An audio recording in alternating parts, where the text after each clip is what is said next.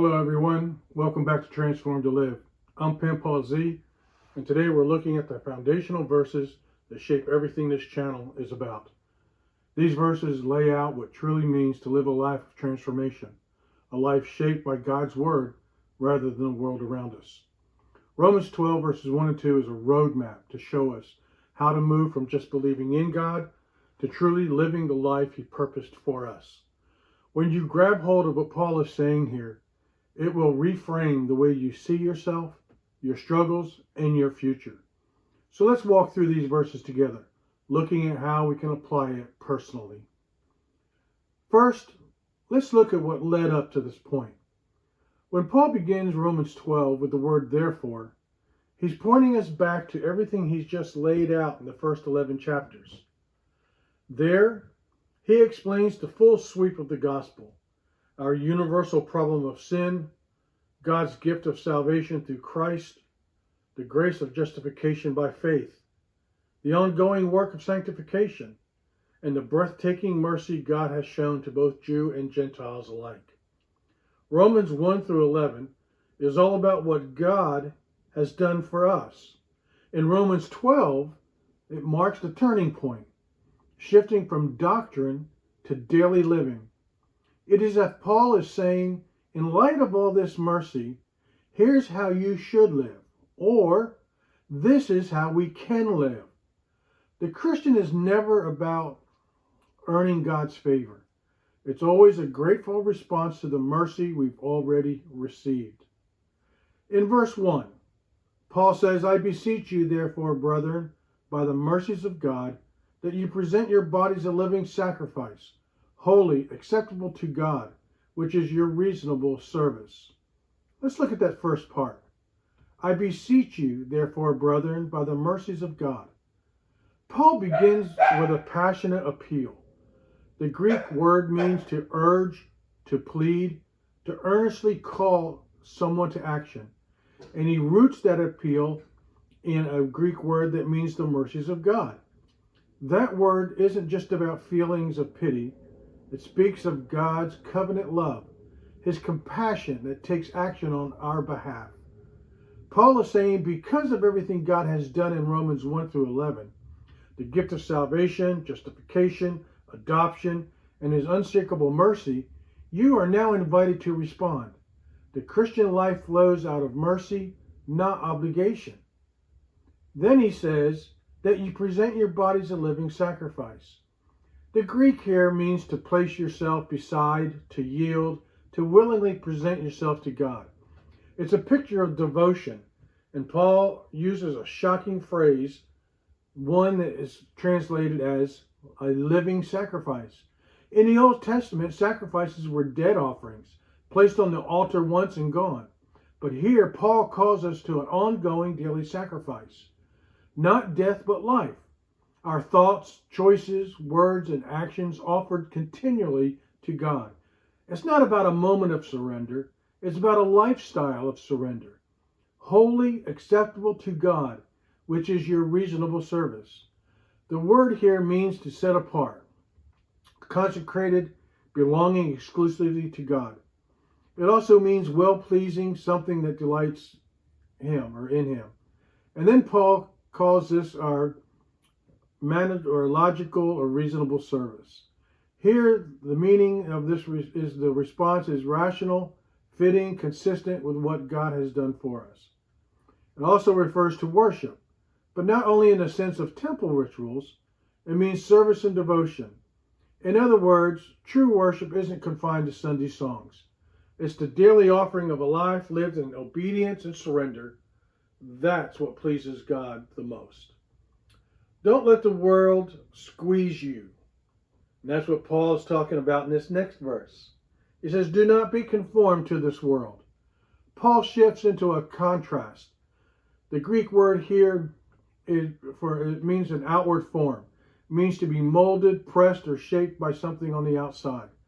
Think of clay being forced into a mold. That's what the world wants to do to you, dear one. It wants to squeeze you until you fit into its expectations, its values, its definition of success and beauty and worth.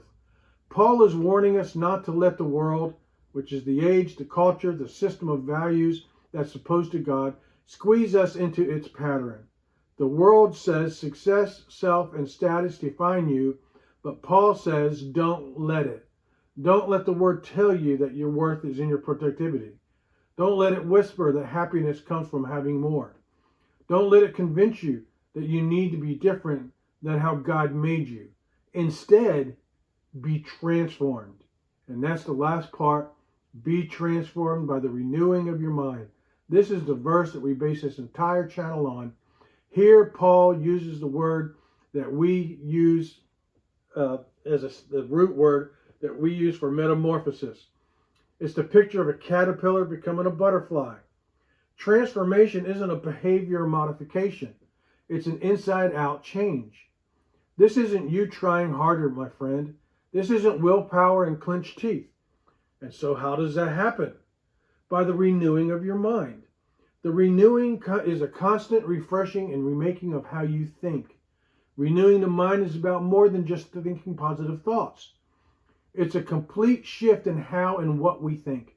It's allowing God, through His Word and Spirit, to reframe our perspective so we see life through His truth instead of our old patterns or the world's influence. When Paul talks about renewal, he's pointing us to an ongoing process which lies are replaced with truth, fear with faith, and confusion with clarity. The objective isn't just to think differently for the sake of change, but so we can actually live differently, walking in the abundant life Jesus promised.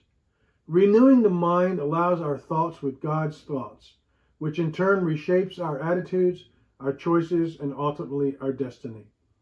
And the end result, when that happens, is that we can prove what is good and acceptable and perfect.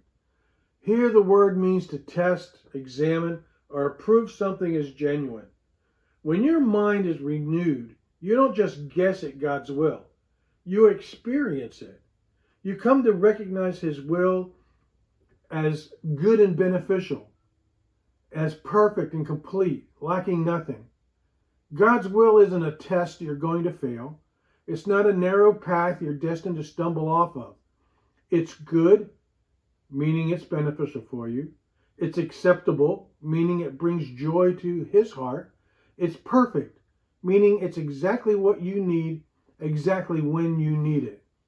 Living this way moves you from confusion to clarity, from uncertainty to confidence. You begin to walk in God's best for your life. This is the formula for victory in our lives. Real success, whether it's spiritual, emotional, relational, even in financial and business matters. It all flows from the renewing of your mind.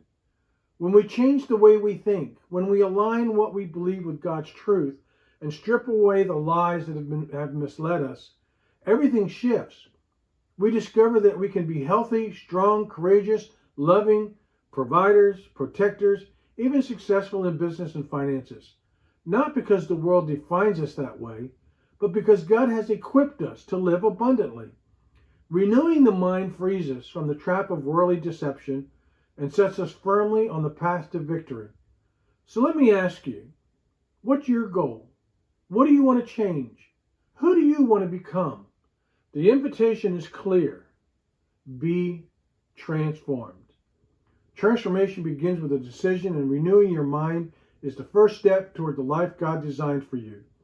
If this encouraged you, I'd love you to subscribe so you never miss an episode. Share this with someone you know who is ready for a breakthrough. And if you're watching on YouTube, type "Be Transformed" in the comments as your declaration today. Together, let's keep growing, renewing our minds, and living the victorious life God has promised. We'll see you in the next video.